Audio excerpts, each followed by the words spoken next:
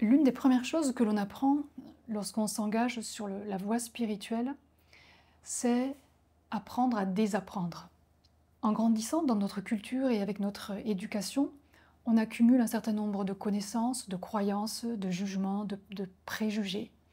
Et l'une des premières choses à faire pour pouvoir accéder à notre intuition, accéder à la connaissance, c'est de se libérer, de se débarrasser de tout ce fatras de connaissances, de jugements, de croyances, qui, même si certaines peuvent nous sembler vraies, sont un obstacle pour accéder à la vérité, à la connaissance. Il y a une histoire zen qui illustre bien cette notion. C'est l'histoire de quelqu'un qui va rencontrer un maître zen, et le maître zen l'invite à s'asseoir et il lui offre le thé. Et donc il lui sert le thé et il commence à verser dans sa tasse le thé, et il verse, verse, verse jusqu'à ce que la tasse déborde. Et la personne réagit, et elle lui demande: mais pourquoi vous n'arrêtez pas? Et le maître lui répond: votre tasse est déjà pleine, comment voulez-vous que je la remplisse? Cette histoire illustre en fait l'état d'esprit dans lequel nous venons, en particulier les Occidentaux, auprès d'un enseignant spirituel, c'est-à-dire rempli de toutes nos croyances, de tout notre savoir, tout ce que nous pensons et tout ce que nous croyons être vrai. Et l'une des premières choses que l'on apprend, c'est de se défaire, de se libérer de toutes ces croyances. Alors, certains peuvent s'inquiéter du fait de désapprendre et de se déconditionner de tout ce que l'on a appris, surtout que ça a été quelque chose d'important pour se construire. Et dans notre culture, on valorise particulièrement l'acquisition, pour ne pas dire l'accumulation de connaissances. Mais il faut bien faire la part des choses. Toutes ces connaissances, tout ce que nous prenons pour des savoirs, ne sont pas l'expérience directe de la vérité au sens spirituel du terme.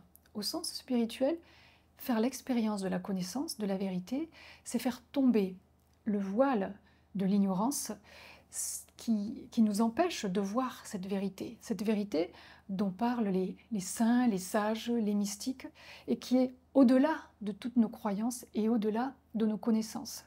Toutes les connaissances que l'on a accumulées sont de nature intellectuelle ou pour tout ce qui concerne l'expérience subjective, l'expérience vécue, émotionnelle. Mais il ne s'agit en aucun cas de connaissances à laquelle on a eu accès de façon intuitive. C'est pour ça qu'il est si important de désapprendre, et c'est tout le travail que commence à faire en tout premier lieu un enseignant spirituel quand on vient le voir, c'est de nous aider à réaliser que ce que l'on croit savoir est uniquement de la croyance, et que le jour où on commence à vraiment savoir, à faire l'expérience de la connaissance, on réalise que c'est quelque chose d'entièrement nouveau, c'est quelque chose que l'on ne savait pas.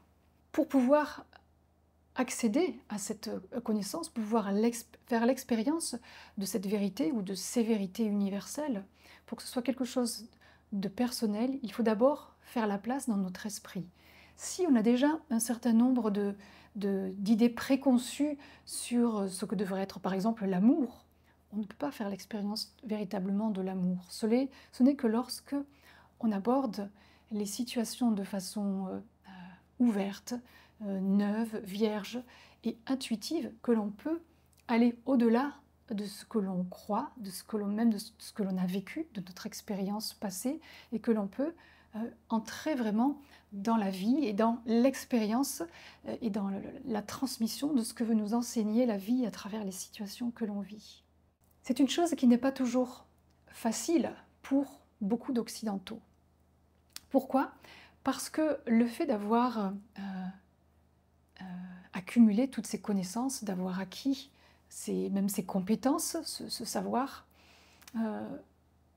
fait partie en quelque sorte de nous, de notre personnalité, et il n'est pas facile de le lâcher. C'est pour ça qu'il est important de commencer par faire ce travail de désidentification, faire un travail de méditation et apprendre aussi à faire le silence de nos pensées. On sait qu'on est traversé par des dizaines de milliers de pensées par jour, mais on sait aussi, les neurosciences l'ont mis en évidence, que 90% de ces pensées sont inconscientes. C'est comme un mode pilote automatique qui repasse en boucle des pensées dans notre esprit, dans notre inconscient notamment. Et toutes ces pensées sont le fruit de ce que l'on nous a dit, de ce que l'on nous a enseigné, que ce soit nos parents, nos éducateurs, la croyance collective. Et tout cela forme en fait un ensemble de croyances et de pensées qui nous conditionnent et qui font qu'il y a entre nous et la vérité, la connaissance universelle, une barrière, en fait, un bouclier dont nous devons nous libérer, nous défaire. Et dans ce sens, ce que j'ai appris sur ce chemin, et ce qui pouvait me sembler aussi au tout départ paradoxal, c'est qu'il arrive parfois qu'on soit persuadé de quelque chose parce qu'on sait que c'est juste, on sait que c'est vrai. Mais c'est vrai d'une façon relative, ce n'est pas vrai dans l'absolu. Et des expériences, des situations de la vie peuvent nous montrer que ce dont nous étions sûrs, en fait, peut être totalement remis en question par des situations.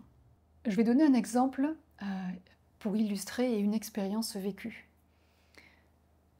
Quand on pense à des personnes qui vivent dans l'extrême pauvreté, qui vivent dans des bidonvilles, qui n'ont pas de quoi manger, qui n'ont pas accès à l'eau potable, sans en avoir jamais rencontré, on peut se dire qu'ils sont forcément plus malheureux que lorsqu'on vit dans une société, dans des conditions de vie qui sont tout à fait confortables.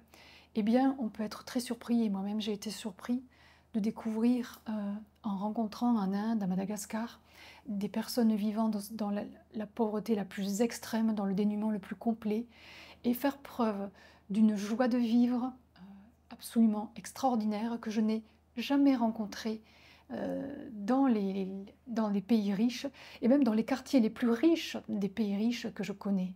Et donc c'est quelque chose qui peut sembler surprenant, paradoxal, à quoi je ne m'attendais pas, de rencontrer autant de richesse intérieure et de joie, de bonheur chez ces personnes qui n'ont pourtant apparemment rien.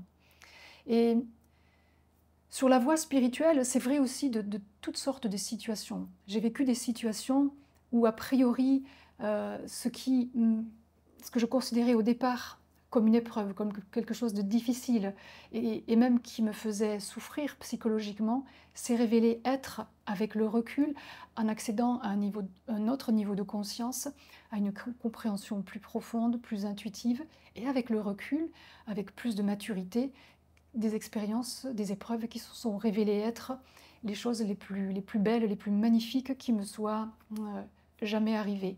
Et tout cela dans la déconstruction de mes croyances, de mes préjugés, parce qu'au départ, j'étais persuadée que cela ne pouvait pas être une source de joie pour moi, et j'ai imaginé encore moins que cela pouvait être une source de libération. C'est pour ça que désapprendre est vraiment essentiel, et cela est d'autant plus vrai que l'on a développé une personnalité, un caractère, une identité sociale, un ego qui a besoin d'avoir raison, qui a besoin de se reposer sur ses croyances, qui a besoin de se raccrocher à ce vécu pour pouvoir exister, pour pouvoir assurer sa survie. Et pour autant, désapprendre, faire le vide de ses pensées, de ses croyances, de ses jugements, c'est finalement la chose la plus importante, la plus essentielle, parce que cela nous permet d'accéder tout d'abord à un calme intérieur, à une sérénité qui est liée au fait de ne plus être emporté par toutes ces pensées, toutes ces croyances, toutes ces émotions.